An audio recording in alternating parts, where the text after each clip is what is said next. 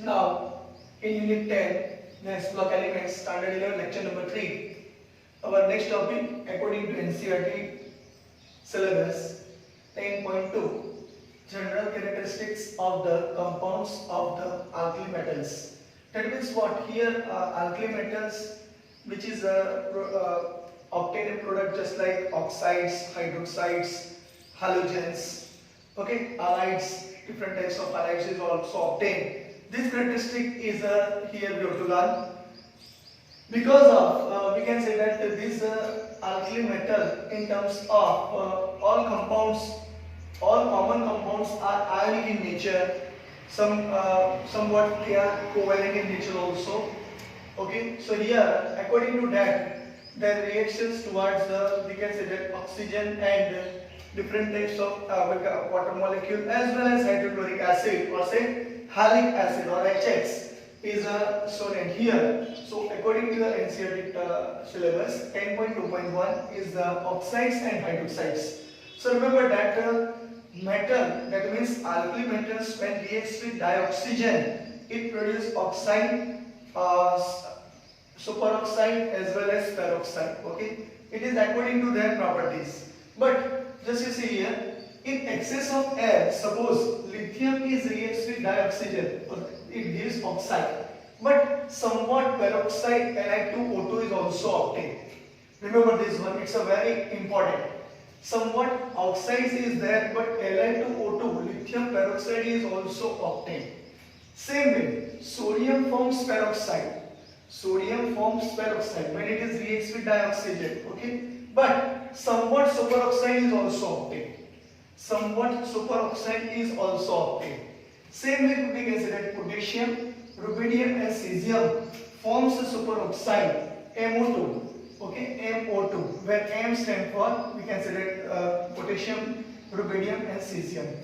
That means what? When metal, alkali metals reacts with dioxygen, it produces, according to their properties, they produces oxide, peroxide and superoxide. Okay, according to their properties.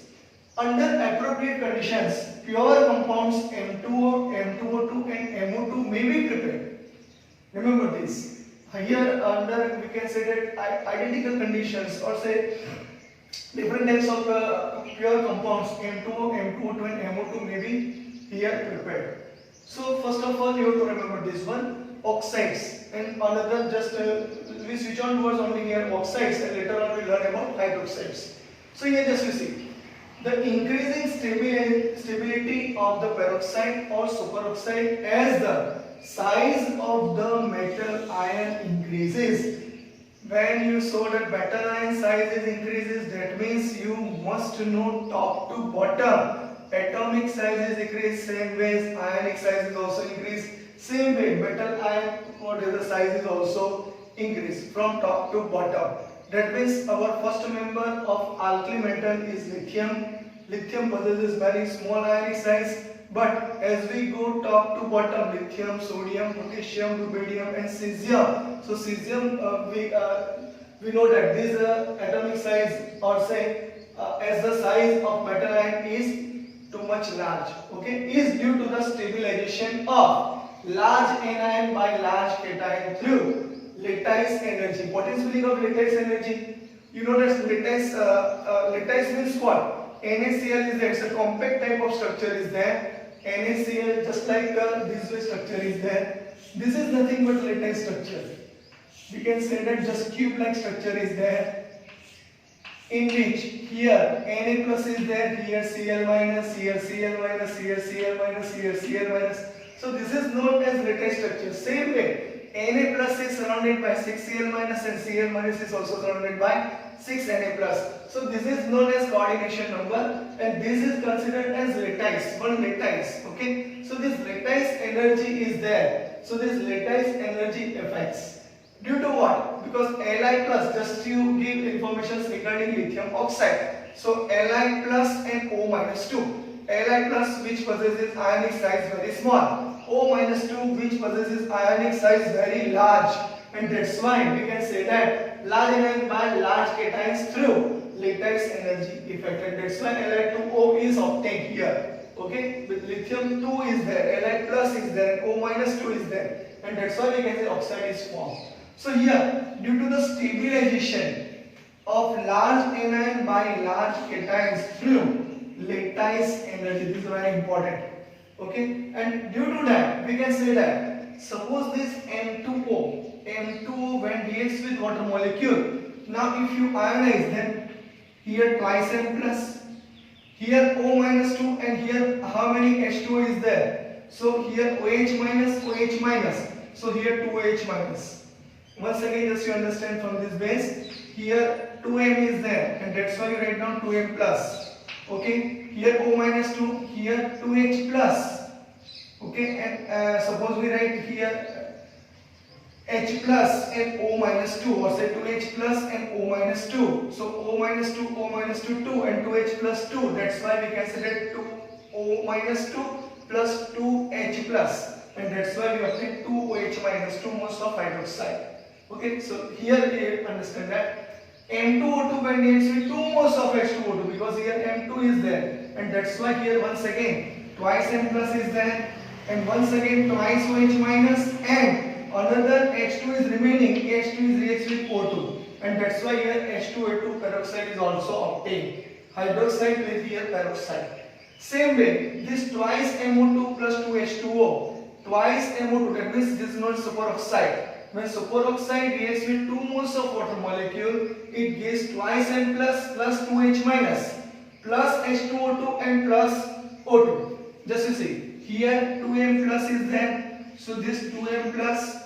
Now how many O2 is there? Just you see, H2O2. So first of all write down this H2O. Once again you write down this H2O. So here just you see H2O2. They remove in terms of H2O2. And another just you see, here H2O is there. But how many O2 is here? 2 O2 is there. And that's why here we can say that O2 is obtained.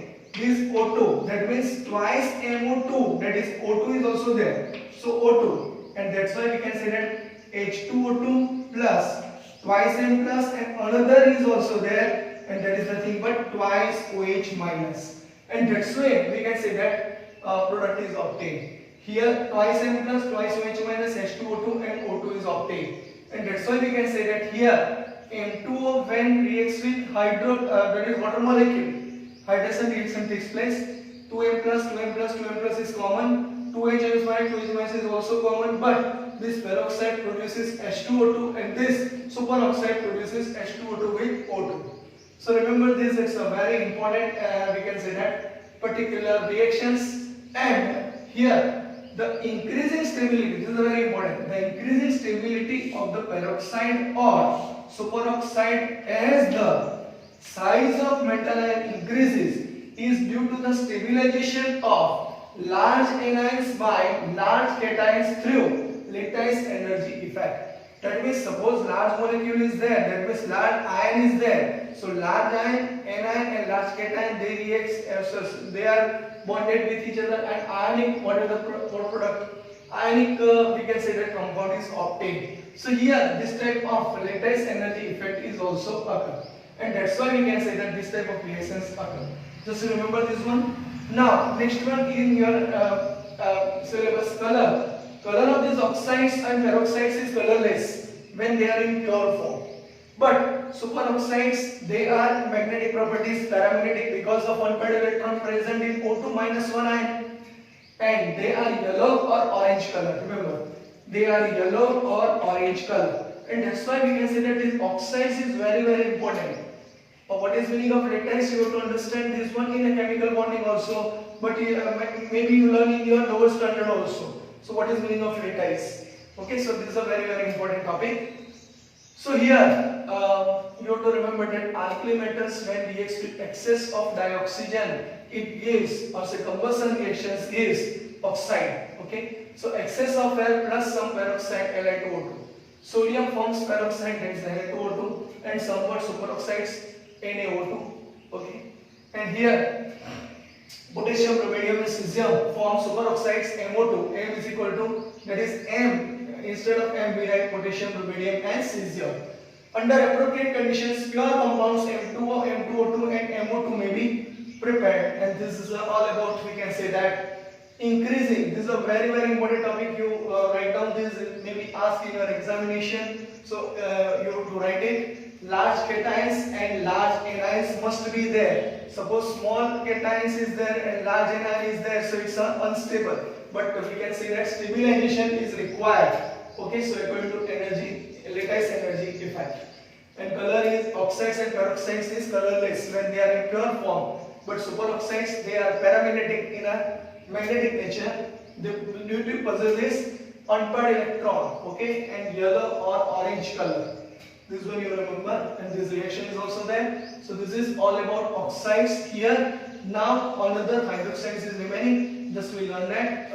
Write that or say maybe write down this according to your NCERT textbook and take a screenshot.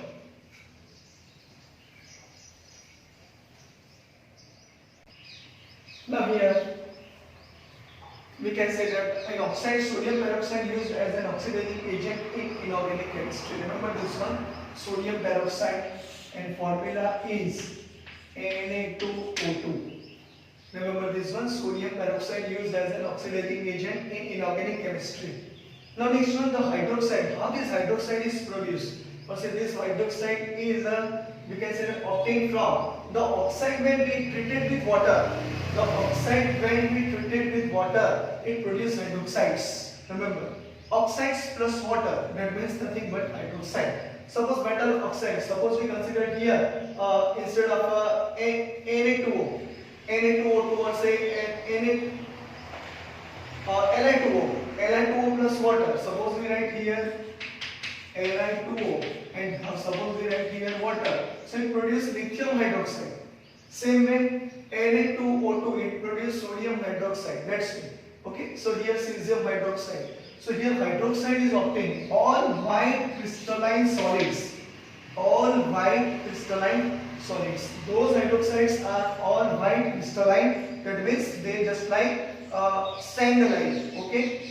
It is not talcum powder. It is not amorphous, but we can say that white crystalline solids. Okay. Now this white crystalline solids is there, and due to that we can say that suppose you know this one, sodium hydroxide. If you take this palax and if you dissolve in water, at that time tremendous energy is released. That means your beaker from the bottom side it become hot, and that's why we can say heat is released. Okay, and that's why this reaction is nothing but highly exothermic. Exothermic reaction. You know this one, exothermic reaction. This is a very important, and that's why the alkali metal hydroxides are the strongest of all bases and dissolve freely in water with evolution of much heat on account of intense hydration. That means what? It's a very simple example. Potassium hydroxide, if you take, if you dissolve in some quantity of water at that time, tremendous heat is, we can say that, evolved, and due to that this reaction become exothermic. And you know this one, exothermic reaction required, we can say that it releases heat. So here you have to remember thermodynamically also heat is released, that means exothermic reaction is occur. Same way we can say that this hydroxide NaOH when we dissolved in water, okay, cesium hydroxide is also, we can say same way potassium hydroxide. Okay, so you have to remember this all particular hydroxides when we dissolve in water. Okay, sodium hydroxide if we take, we take a beaker, in beaker we take water, and if we add sodium hydroxide pellets, so it gives tremendous energy. That means heat is released. Okay, remember this one. Bottom side it become hot. Okay, and it's a very important, and that's why it's a exothermic reaction. So here all about we can say that this is very important. And oxidizing agent, you know this one, O2 is there, Na2O2 used as an oxidizing agent. Okay, in inorganic chemistry. The hydroxide and how it is produced, just oxide when treated with water, it gives hydroxide, all white crystalline solids. And these alkali metal hydroxides are the strongest base, strongest of all bases, and dissolve freely in water with evolution much heat on account of intense hydration. So write down this according to your NCERT textbook, and remember this exothermic reaction it is a very important. Suppose we can say that another compound, if we take another compound which is a weak acid or say weak base is there, it is not dissolving water, so we require to heat, so it's endothermic, but here heat is released, so it's considered as exothermic. Oxalic acid is the example in terms of acid, and many bases are there. Okay, so remember according to that. And another is ammonium hydroxide also there. Ammonium hydroxide, due to dissolve in a water, it required heat. Okay, so and this is an endothermic reaction, but here it's an exothermic reaction. So write down from your SIT textbook and remember this, it's a very important. Now here highlights one important topic, general characteristic of the compounds of the alkali metals. MX means what? M stands for alkali metal and X stands for halogen compound, that is halogen elements, and that is X is equal to fluorine, chlorine, bromine or iodine. So here metallic halide, we have to learn alkali metallic halide are all high meltings. Okay, their melting point is very high, colorless and crystalline solids. First of all, we learn their properties because it's very important. All high melting, colorless, crystalline solids. Okay, these are about halide. How this prepared? So here appropriate oxide, hydroxide or carbonates, when it is reacts with aqueous solution of hydrohalic acid, then here we can say that metal halide or say MX halide compound is obtained. So all of these halides have high negative enthalpies of formation. Remember this word like enthalpies of formation, it's a very simple word. You already learned in your thermodynamic chapter C plus O2, that means elemental or say when molecule they are reacts, then reactant reacts, at that time they produce, we can say that product. So this product is obtained, but this product is obtained according to which type of energy? We just give energy, that means we just give heat, or itself they release heat. So here two types of, we can say that formation takes place, and that's why formation means what? What is output? What is output? Endothermic means here you know that it is a delta formation FH0. If positive, suppose this carbon when reacts with dioxygen, and if we require heat at that time it becomes positive, and positive is nothing but endothermic reaction, and this is known as heat of, we can say that enthalpies of formation. You know this one according to your thermodynamic chapter. But suppose here according to real, we can say reaction, when carbon is reacts with oxygen, it gives carbon dioxide. At that time we can say that heat is released, and that's why it is exothermic reaction. It is a exothermic reaction, not an endothermic. This is one example. Okay, this is one example, but you have to remember this one. So this is not true, this is not true. So delta FH0 is equal to negative. Negative is what? Exothermic reaction. So here just you see, all of these halides have high negative enthalpies of formation. That means what? Highly exothermic reaction.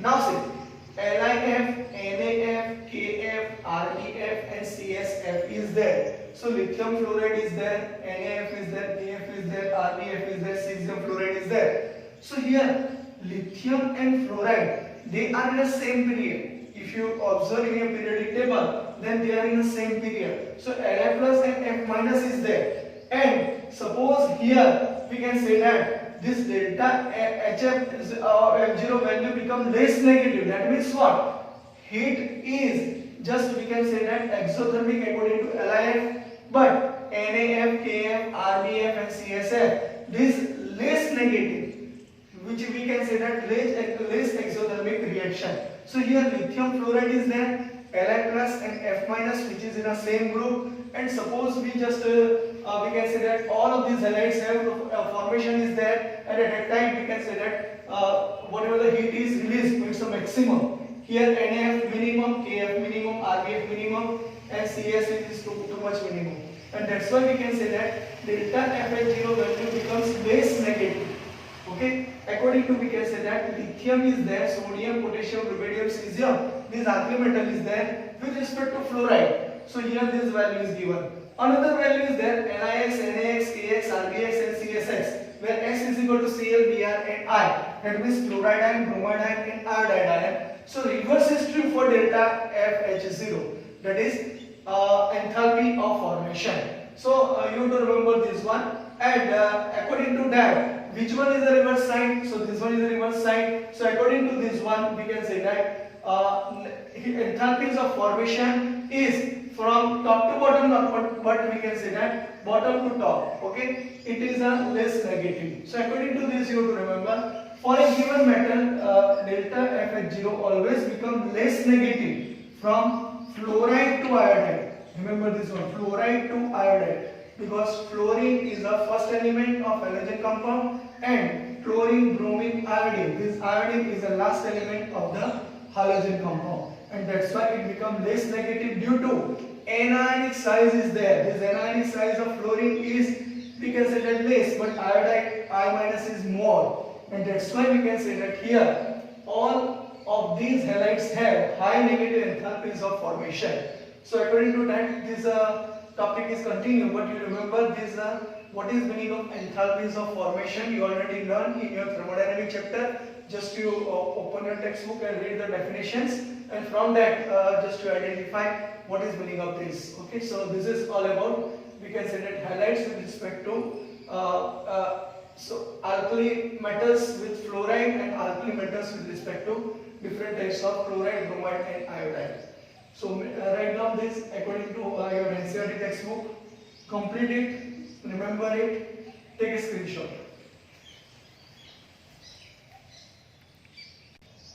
So here a very small topic regarding melting point and boiling point of fluoride, chloride, bromide and iodide.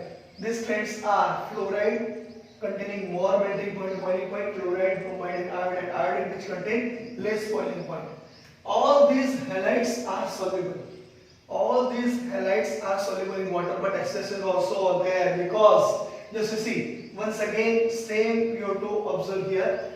Li and F, this Li plus and F minus, they are in a same, we can say that period, and that's why their size, or say Li plus and F minus, so their size is we can say that it's different, and due to that low solubility, due to we can say that lithium and fluoride, when it is reacts with water molecule, at that time in water molecule H2O is also there. So this oxygen is also followed by fluorine and hydrogen also followed by, we can say that lithium, and that's why this lithium and fluorine, this bond cannot break very easily, and it convert in terms of, we can say that when lithium fluoride is there, it is not produces, we can say they are not soluble, but it's produced hydroxide. Okay, here LiF and CSI is there. So Li plus and F minus, they are first we can say that period, and lithium and fluorine which possesses less ionic size.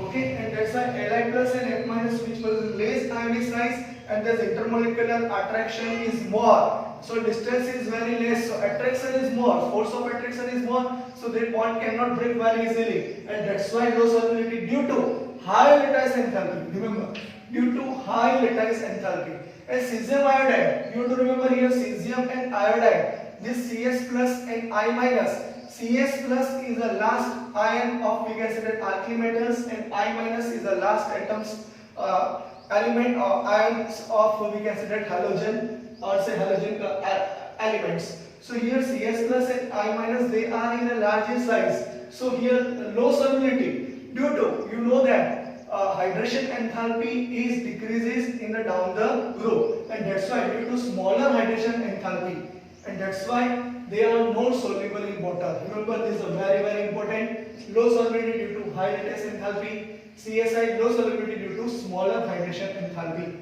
Remember by that particular periodic table, and according to first member and last member of, we can say that periodic table, this lithium fluoride and cesium iodide, okay, another are soluble. Other halides of lithium are soluble in ethanol, acetone and ethyl acetate. Okay, other halides of lithium are soluble in, okay, ethanol, acetone and ethyl acetate. LiCl is soluble in pyridine. What is meaning of these other halides of lithium? That means what? Lithium chloride is not soluble, but LiCl, okay, they are soluble in water. Ethanol, acetone, and ethyl acetate. Another we can say that lithium iodide. Another we can say that lithium bromide. They are soluble in ethanol, acetone, and ethyl acetate. Lithium chloride is soluble in pyridine also. Remember this one. Lithium chloride is soluble in pyridine also, and due to the structure of pyridine is this. You remember the structure, they containing lone part of electron, and due to that this lithium plus and Cl minus is there, and that's why they are breaking the bond, or say this lithium chloride is easily soluble in pyridine. Okay, so this is all about, we can say that, halides. Make a screenshot, write it completely from your NCERT textbook. And another topic is very important regarding, we can say that, oxo acids, which is a very important. So just you write it completely, and remember this one, which one is a water soluble and which one is a water insoluble. Okay, this low solubility is why this low solubility I explained it completely. Write it, because in your NCERT textbook this type of sentence is not written. You have to remember by your way. Okay, so other halides lithium are soluble ethanol, acetone, and ethyl acetate. This is very important in MCQ. And lithium chloride is soluble in pyridine. So the structure of pyridine is this, and that's why we can say that they are soluble in a pyridine. LiCl is soluble in pyridine. Okay, so take screenshot.